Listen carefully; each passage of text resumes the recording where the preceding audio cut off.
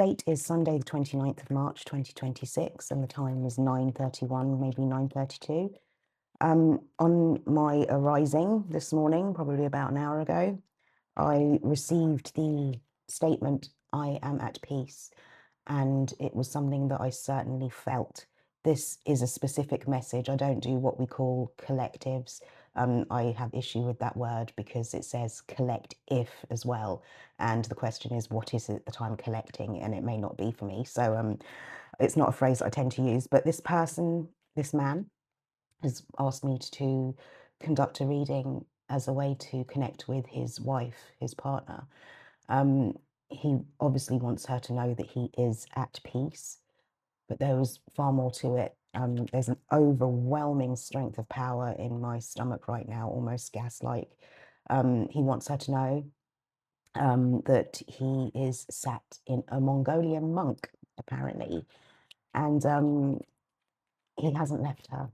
Okay, so the message before I go into the cards that have fallen out was this. He was saying, though you feel that, or no, he's saying, though you see that I am not there, I effectively put my phone on do not disturb, and I liked it. That's really what it is. I put my phone on do not disturb, and I liked it. The why I liked it was you, because to put your phone on do not disturb is to claim focus, and your focus is me, and your focus is driven by my focus for you, i.e., we had a clear line, and that's why he sat in this Mongolian monk, because he experiences that peace, that connection, that line of force, that line of light between you and he. He's saying, I'll give out the names. He's saying the names Justin and John, and he kept on saying caraway, caraway, and I was like, okay, my obvious associations would be seeds, because he said caraway and I cannot recall what the other seed was at the time, but he was saying no, it's carry away. I carried away John. He's saying his name is Justin. He carried away John, and that was the other seed, cotton seed. And so he was using my associations to speak to me in the language that hopefully I'll be able to convey to you. He was saying that he carried away John. John, I believe, was a son who had passed before either one of you are due to pass, or as rather John the son passed before Justin passed. And it was certainly a devastating experience for you both. Though he's saying that he carried John away in this second round of marriage is what I'm seeing. The words moral marriage is coming up. There was a deactivation, and the other seed was cotton seed. And my association with cotton seed isn't very strong, but what I do know of cotton seed is that it's sometimes used in a holistic sense for cottonseed oil, which is is something that can be that can induce sterility in men. I don't know if it's temporary or permanent. That's not something I've looked into, but that's what I recall. And he was saying, yes, that's right. He carried him away. He wants his wife to know that this matured version of her that went into spirituality, and no, he's asking not to use the word spirituality, but this calming of her, particularly since his passing, was all completely, literally divinely orchestrated, in that he knew with the clear up, with the clear out, with the clean out, that he would be going into a period of contemplation within this Mongolian monk.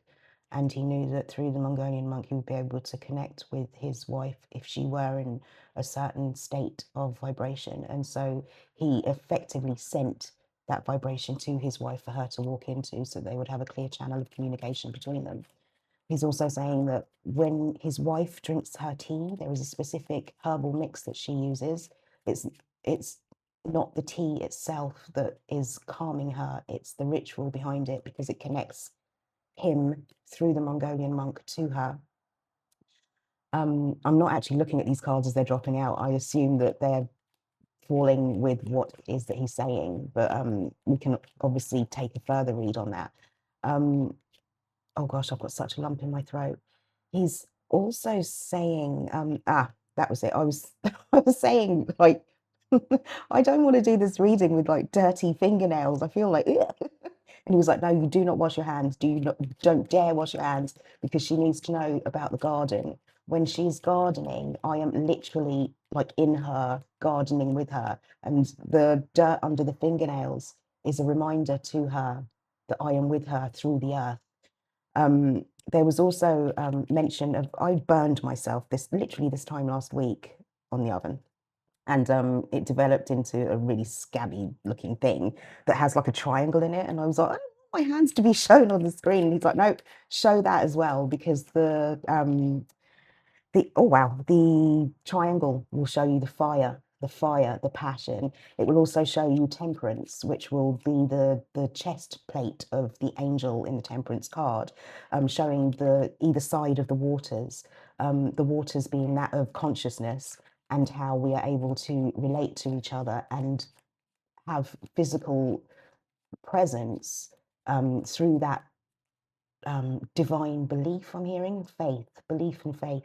So it was certainly key that she moved into a place of meditation so that he would basically be able to sail the seas of those waves to get to her. This is a strong love. This is a huge, huge love.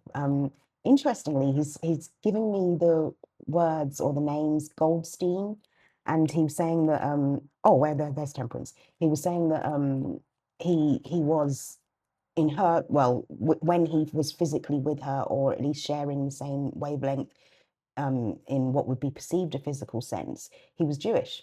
Interesting. Now, I don't know if Goldstein is a Jewish name, but he's telling me Jewish and he was white. But this changes as you transcend what is considered after death. He's also reminding me about the burn on my hand, saying that crematorium is something that is significant in that that was his chosen departure from their shared plane at that time. Which this is he's saying that's actually what explains the Mongolian connection in that. Oh, this sounds really silly, but I'm going to say it anyway. The burned skin, the burned matter, um, as you pass through what is considered the valley of death, and it's not always a valley, by the way, but when you pass through the states of death, you do have a cellular remembrance, and he's aware that he was cremated, and that cremation in his state now takes on a very different what's the word, it looks very different. So even though he's only aware that he was cremated because he's come through the other side, but he was saying that like that in his state of, I'm hearing limbo, but it's not limbo, transition I think is the word to use, and he's saying no, it is limbo. I was like, okay, fine. But he was saying that in that, I'll say transition, and he's like, no, limbo. Okay, in limbo, you experience life again. Essentially, everything that you did becomes everything shifts over one, if you know what I mean. So what you did in what we perceive to be actual life, even though it's all life, when you transition, everything shifts one, and so what you did becomes venues in your new world. Emotions that you felt become people in your new world. Events that were of significance become purpose and drive in your new world, because essentially across all worlds, death is a process of remembrance. It's about remembering about the ideals. And when I say ideals, I don't mean in terms of belief, but what got your heart singing, essentially, what made your soul rise. You remember that to get back to that so that it's endless life, that it's constantly perpetuating. And he's like, yeah, circle of life. And I've got, oh gosh, Simba going on here. But yeah, he's pointing out that, oh, there's the carrying away. He's carried away John the son, because another part of that transition is where you have loved, particularly where you've had sexual contact. regardless of what world you're in, you are connected to that person, whether you want to be or not. And as you transition through worlds, those deeds that I spoke of, because you've taken on somebody else's physical matter, it has become in some way a part of you, and you end up experiencing their internal world too. And that's where a lot of people's hells come from, because it's like, I shared that with that person, but I don't know that obstacle in my life is actually down to the union with them, or rather the disharmony with them, if it's not someone who you would like forever want to be with. It's eternal. So he was saying he carried away John because and he's opted for sterility for the second time round, knowing what John would have developed into. And it's not that John would have been bad, as it were, but John wasn't, how do I put this? John was a collection of other people outside of this clear channel that you and he experience. John was a lesson for that time, and it's a lesson that has been learned, which is pure harmony. And he thanks John for that, but John had to go because he's in you, like Justin is in you, and so he experiences in his world what for us may be perceived as an outer world, but is within you. He's saying that when it's true love, when it's true divinity, is in two ends of the same pole, two shooting roots of the same tree. There is no space for any Johns at all. Whether John was nice or not is immaterial. John was not meant to be there. John is a collection and excess of others' stuff, i.e., your parents, his parents, siblings, etc. They're all excess. It's just you and he. And again, he's speaking of the garden, saying that is our space. Because when you are gardening and he is in you, the Mongolian monk is also doing the same thing. There is a trinity of reciprocity when it comes to true peace. He's saying this is divine timing. Nothing happens by accident. Oh, look, there's the lovers. Okay. I don't know if I need to really read these cards. I'll have a look at them just to surprise myself, to say, oh, look, that happened. That came out. Okay. Okay. So sterility. So the mention of the cotton seeds and what I've just said about clearing everything out.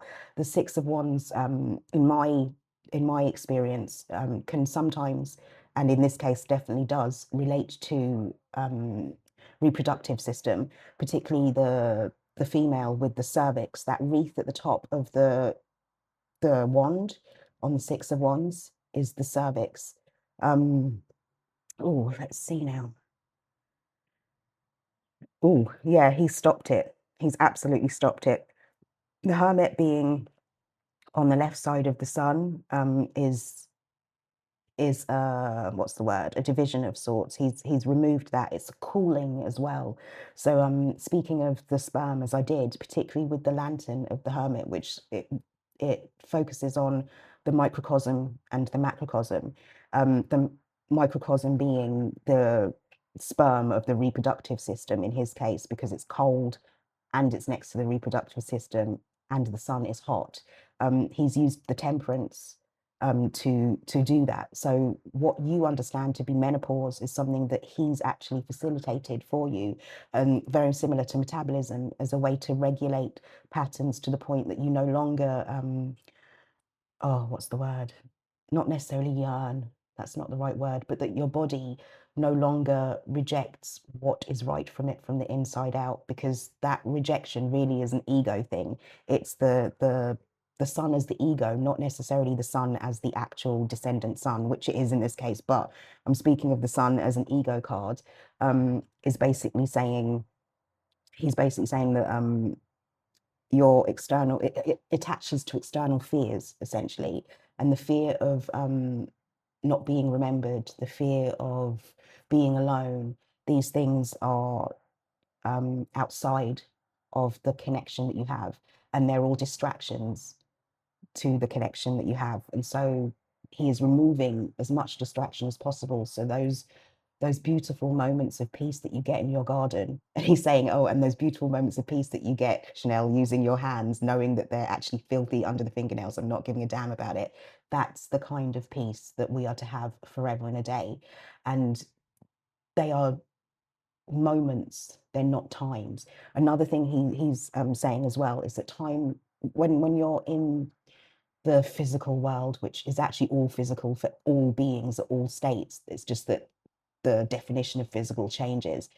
He's saying that time, the idiom time is of the essence, is missing a part because it must be appended with, and essence is thought, and those thoughts carry. And so the times that we give things, the times that we assign to things, really are markers of experience.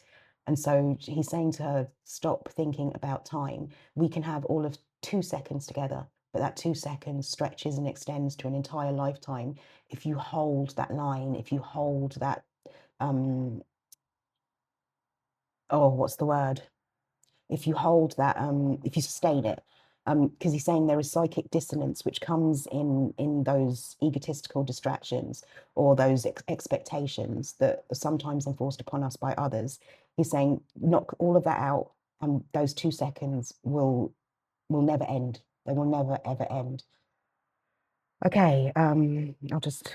Oh, there he is. Ah, there we go. There's those moments, that time that I was speaking of. He's also referring to a poem. This will be my own work, and I'm not trying to promote it. But he is saying that there are a couple of poems that he would like her to hear. The poems around, I don't recall all the titles of these things. Cups, where a man visits his wife and she drinks tea, and another poem titled Spoons. And he was saying that pretty much all of the poems that are around the measure of a man, masculinity, these are things that when she hears, she will be reminded of him. The moment she is reminded of him, she will shift in wavelength towards him. And those moments that he spoke of that extend will be extended. And so when she is reminded of him, she is traveling to him. So it's something that he would like for her to try. There's also messaging around chakra systems, that where she is imbalanced, he is too. And so they're working like cogs together, but in opposite directions without actually leaving each other. It's not about opposition or friction. It's about harmony. It's harmony of movement.